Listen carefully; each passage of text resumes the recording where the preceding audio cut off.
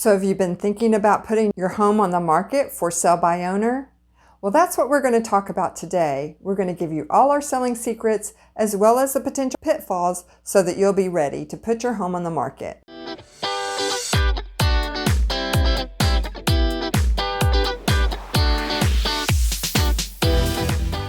Hi, I'm Pam Roberts, team leader of the Gateway Group at Keller Williams.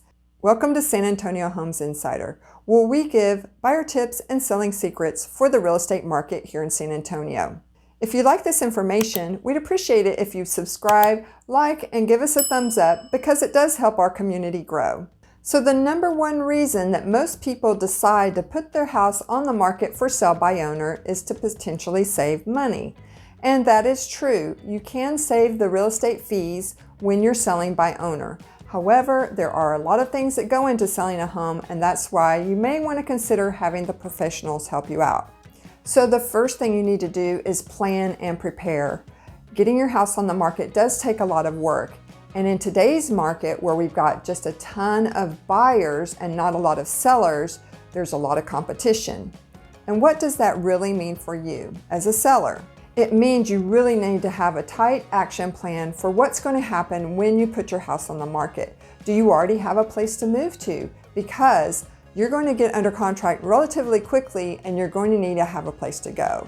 Have you already started searching for your new property? If not, you may want to go ahead and do that, because once you're under contract, it's only 30 days before the contract closes usually. So you'll need to be prepared to be out of the house by closing. The next critical thing is to really know your numbers. Not only the price point for your house, what is the net that you're going to be able to make when you actually sell your home? You may have your home paid off, but in many cases, people are still carrying a mortgage. There are net calculators out there that will tell you exactly how much you're going to net from the sale of your home. Many title companies offer this net calculator on their website, and I'll put a link in our description below on one that you can explore. The one thing you're going to need to know is your amount of payoff for your loan, what the taxes are for your property, and then you're also going to need to know the close date. And all of those things can be factored into the net sheet so that you can get a fairly accurate number. Do you already know the differences of the types of loans that might come your way when you're selling your property? Obviously, there are buyers out there that are paying cash, but many are going to be looking at conventional loans, FHA loans, or VA loans. And do you really know how that's going to compare? As a real estate agent, I can tell you, obviously cash is king, but your cash offer might be at this point and your conventional loan might be at this point. So we really weigh it out to decide, is the cash offer better or is the conventional loan better? And we're going to give you advice to help you make that decision. Now, the next step in getting your house on the market for sale by owner is actually preparing the home for sale. We did a recent video for sellers on preparing their home for market, and I'll put a link to that below. So when you're finished with this video, make sure you check out that video as well. Do yourself a favor, make sure you do put together a seller's disclosure before you put your house on the market. This is a document that tells all of the features of your home and what condition it is in. This is something that all buyers are going to want to look at before they take a look at your home or put it under contract, so that they know at least what kind of condition you are aware of the home is in. So for instance, shingles on your house. Have you had them replaced? When was the most recent time that you had your water heater replaced? Those are items that are very critical to the condition of a home that many buyers are going to be interested in. If you don't have any documentation saying what the property's condition is up front, then potentially the buyers could come back to you and say, hey, you knew this was wrong, why didn't you tell us about it? So then you could potentially get into litigation after the fact. You don't want that. Now that you have your house ready for the market, what are you going to do next? How are you going to market your home? Statistics show if you don't have your home in the MLS, you're going to be missing the majority of buyers that are searching for homes. If at least you put your home in the MLS through a generic service that's a one-time fee, I would recommend you doing that, because at least then you have access to all of the buyers that are working with real estate agents that have searches out there in the market for homes like yours. When you put your house on the market in MLS, through one of these services, it's no frills attached. So that means you really don't get full access to everything that a real estate agent would have at your fingertips when you're putting your house on the market on your own. They do put it out there in the MLS, but they don't do any other marketing, so that's all up to you.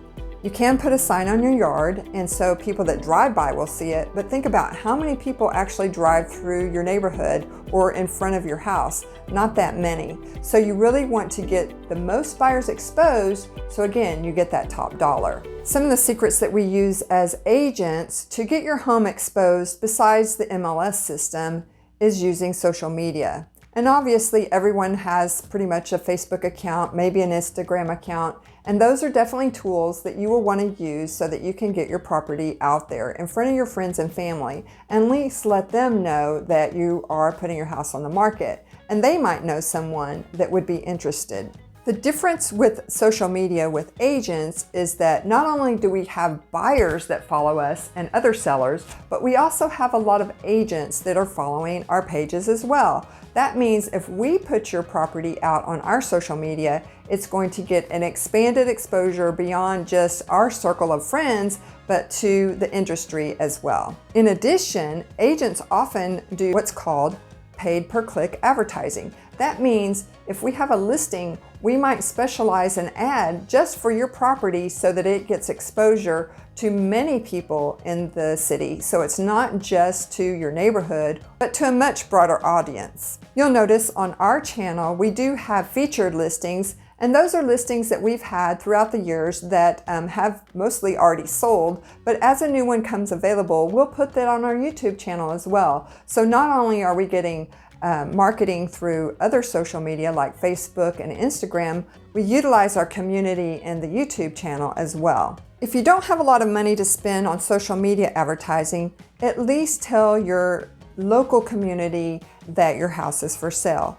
What about your dry cleaners? What about your daycare centers? What about other community businesses that you're using? Let them know you have your house for sale, and maybe give them a little flyer, a picture of it with some information. They may know someone that has a buyer interested in moving to San Antonio. The next challenge you're going to have as a for sale by owner is the contracts. Do you actually know what contracts are being used in Texas to sell a home? Yes, you can do a handshake agreement, but when you get down to the most expensive asset that you have, do you really want to do that? How are you going to look at all of these offers that you're going to get and compare them and really make sense of what is the best way to earn the most money? It's a good idea to have an agent to give you advice on what the pros and cons of the different types of offers are. Many of them will have contingencies. Maybe they've got a house to sell, or maybe they would like you to contribute to the closing cost. There's many different factors that play into the offers of a home, and you might want to consider that when you put your house on the market as to, do you have all the contracts information that you need before you even go live? Okay, so you have a buyer that's been chosen, you're under contract, you have a signed agreement. Now what happens next? You have to go through the process that's called contract to close. And that's where the title company comes into play, and they are going to make sure that all of the documentation with the house and the timetable actually happens. Within the contract to close time frame, the first thing that's going to happen is the option period. Buyers are still going to want to have their due diligence time. That can be anywhere from 5 to 10 days in our current market. That means they have that time to get an inspection, take a second or third look at the home, and also come back to you for any repair requests. Are you prepared to do those negotiations? Is it going to mean some money out of your pocket? How much? Do you know what it costs to get a new water heater or to have those shingles replaced? Can you even get them replaced as part of the contract? You can get your roof replaced during the contract to close time period, and it can even be done through your insurance company. But you really need to have an agent that's going to help you stay on track with the timeline. In many cases, you have to get that done before the close date. If for some reason the buyer decides they want to pull out of the contract during the option period, they have the opportunity to do so, and it doesn't have to be for any particular reason. The buyers have many outs in a contract, but the sellers do not. So once you're locked into the contract, there are only very specific reasons you can end the contract.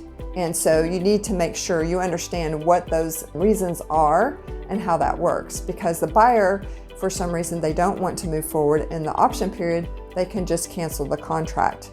If for some reason the option period is ended, they also have outs through HOA document timeline. There's many other places where they can actually get out of the contract. You, however, are bound by the contract timeline and you have to proceed accordingly.